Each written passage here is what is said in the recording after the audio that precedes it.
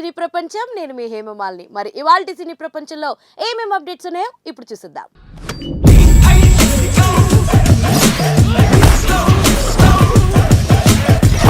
ముందుగా మొదటిది ఫౌజీ కోసం మృణాల్ ఠాకూర్. ఇద్దరితో ప్రభాస్ రొమాన్స్. ఇంతకీ ఆ వివరాలేంటో ఇప్పుడు తెలుసుకుందాం.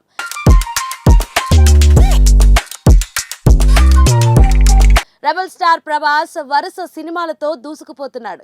సలార్, కల్కి 2898 ఏడీ సినిమాలతో సంచలన విజయాలను సొంతం చేసుకున్న ప్రభాస్ బ్యాక్ టు బ్యాక్ భారీ చిత్రాలతో రాబోయే 2 ఏళ్లలో ప్రేక్షకుల ముందుకు వచ్చేందుకు సిద్ధమవుతున్నాడు.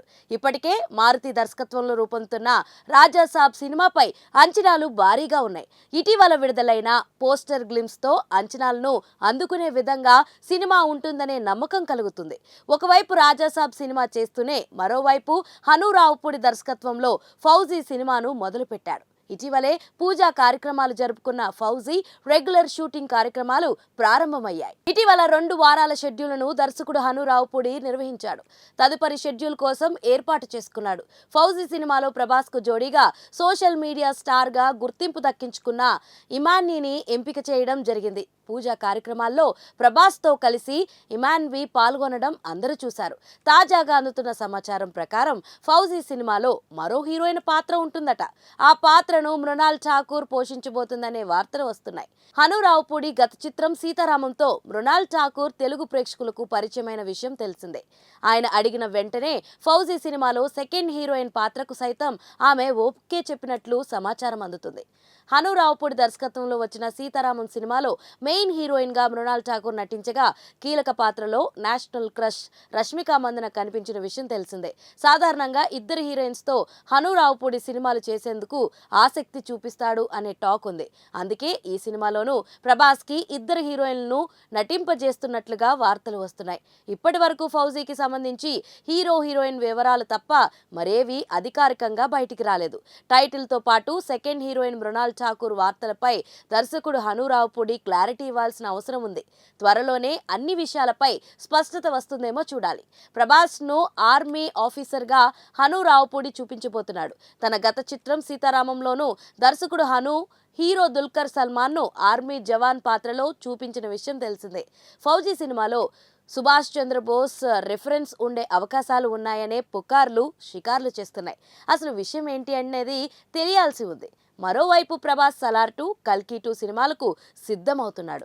వచ్చే ఏడాదిలో సందీప్ వంగ దర్శకత్వంలో స్పిరిట్ సినిమాను చేసేందుకు ప్రభాస్ డేట్లు ఇచ్చే అవకాశాలు ఉన్నాయి. మొత్తానికి ప్రభాస్ నటిస్తున్న 5 సినిమాలు ప్రేక్షకుల అంచనాలను పెంచుతూ ఉన్నాయి. మన సినీ ప్రపంచంలో నెక్స్ట్ అప్డేట్ ఏంటంటే నిర్మాతలకు పవన్ క్షమాపణ చెప్పిన వేళ. మరి ఆ వివరాలేంటో ఇప్పుడు తెలుసుకుందాం. కారణాలు ఏమున్నా హీరోలు వ్యక్తిగతంగా నిర్మాతలకు సారీ చెప్పే సందర్భాలు బహు అరుదుగా ఉంటాయి. స్క్రీన్ మీదే కాదు బయట కూడా ఈగోలతో నిండిపోయిన ఇండస్ట్రీలో దీన్ని అంత సులభంగా ఆశించలేం. కానీ పవన్ కళ్యాణ్ మాత్రం దానికి మినహాయింపుగా నిలిచారు. ఇవాళ జరిగిన టీడీపీ, జనసేన, బీజేపీ కూటమి శాసనపక్ష సమావేశంలో మంత్రులు, ఎమ్మెల్యేలను ఉద్దేశించి మాట్లాడుతూ కొన్ని ఆసక్తికరమైన విషయాలను పంచుకున్నారు. 50 రోజులకు పైగా చంద్రబాబు నాయుడిని అప్పటి సర్కార్ జైలు పాలు చేసిన సంఘటన గుర్తు చేసుకుని ఎవరికీ తెలియదని పంచుకున్నారు. తెలుగుదేశం అధినేతగా కొన్ని నెలల క్రితం ప్రతిపక్షంలో ఉన్న సమయంలో చంద్రబాబు నాయుడు కారాగారంలో ఉండగా షూటింగ్లకు వెళ్లడానికి పవన్ కళ్యాణ్కు మనస్కరించలేదు. ఇలాంటి విపత్కలంలో ఆయన అలా బాధపడుతూ ఉంటే తాను సెట్లో ఉత్సాహంగా పాల్గొనలేనని గుర్తించి వెంటనే తన నిర్మాతలకు ఇచ్చిన డేట్లకు రాలేనని చెబుతూ వాళ్లను క్షమాపణ చెప్పారు. నిజానికి పవన్కు ఆ అవసరం లేదు. నేను రాలేను అని ఒక మాట చెబితే అయిపోయేది.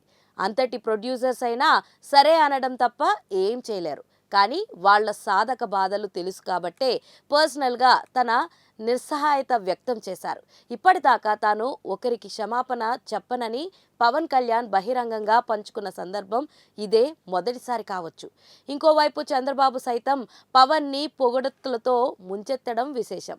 హైదరాబాద్ నుంచి రాజమండ్రికి తనను పలకరించడానికి వచ్చిన పవన్ ను అప్పటి ప్రభుత్వం అడ్డంకులు ఏర్పరిస్తే రోడ్డు మార్గం ద్వారా వచ్చి మధ్యలో అడ్డుకుంటే రహదారి మీద ధర్నా చేసిన సాహసం ఆయనకే చెల్లిందని అన్నారు.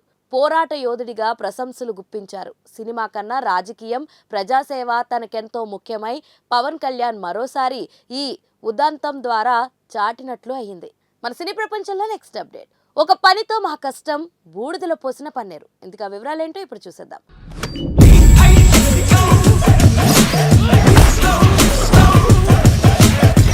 లోకేష్ కనకరాజ్ తీసుకున్న కూలీ మూవీ గురించి ప్రత్యేకంగా చెప్పాల్సిన పని లేదు. లోకేష్ సినిమాటిక్ యూనివర్స్ నుంచి వస్తున్న ఈ మూవీలో తలైవా రజనీకాంత్ నటిస్తున్నాడు. కూలీ చిత్రానికి సంబంధించిన ఏ చిన్న అప్డేట్ వచ్చినా ఇట్టే వైరల్ అవుతుంది. ఇక ఇప్పుడు కూలీ మూవీకి సంబంధించిన ఓ క్లిప్ వైరల్ అవుతుంది. షూటింగ్ స్పాట్ నుంచి ఎవరో కెమెరాలో రికార్డ్ చేసి లీక్ వదిలారు. ప్రస్తుతం ఈ క్లిప్లో నాగార్జున యాక్షన్ అదిరిపోయింది. లీక్ అయిన క్లిప్లో నాగార్జున రూత్లెస్గా కనిపించనున్నాడు. ఇందులో విలన్లను కొట్టి చంపేస్తున్నాడు. తమిళ్లో డైలాగ్ కూడా చెప్పాడు.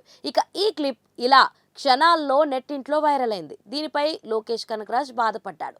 తమ 2 ఏళ్ల కష్టాన్ని ఇలా ఒక్క పనితో, ఒక్క లీక్తో నాశనం చేశారు. మా కష్టమంతా బూడిదలో పోసిన పన్నీరైంది. సినిమా మీదున్న ఎగ్జైట్మెంట్ను ఇలా పాడు చేయకూడదంటూ వేడుకున్నాడు. ఆ వీడియోని ఎవరూ షేర్ చేయొద్దంటూ లోకేష్ రిక్వెస్ట్ చేశాడు. కానీ ఆల్రెడీ అది అప్పటికే అందరి వద్దకు చేరుకుంది. నాగార్జున్ను మాత్రం ఇందులో నెవర్ బిఫోర్ అన్నట్లుగా చూపిస్తున్నాడు. ఆ విషయం మాత్రం క్లారిటీగా తెలుస్తుంది. ఇక ఎల్సీయూలో భాగంగా వస్తున్న ఈ కూలీ మీద ఉన్న అంచనాలు అందరికీ తెలిసిందే. లోకేష్ తీసిన లియో బాక్స్ ఆఫీస్ వద్ద అంతగా మెప్పించలేకపోయిన సంగతి కూడా తెలిసిందే. అందుకే ఇప్పుడు కూలీ మీద మరింత ఫోకస్ పెట్టాడు. ఈ చిత్రంలో బంగారం గురించి, స్మగ్లింగ్ గురించి మెయిన్ ప్లాట్గా ఉండేలా కనిపిస్తుంది. ఇంతవరకు డ్రగ్స్ చుట్టూ లోకేష్ సినిమాలు తిరిగాయి. మరి ఇప్పుడు ఈ కూలీలో ఎలాంటి నేపథ్యాన్ని చూపిస్తాడు? ఈ కూలీకి విక్రమ్కి, ఖైదీకి ఎలా లింక్ చేస్తాడన్న దానిపై అందరూ ఆసక్తికరంగా ఎదురుచూస్తున్నారు. ఈ కూలీ వచ్చే ఏడాది థియేటర్లోకి రానున్న సంగతి తెలిసిందే.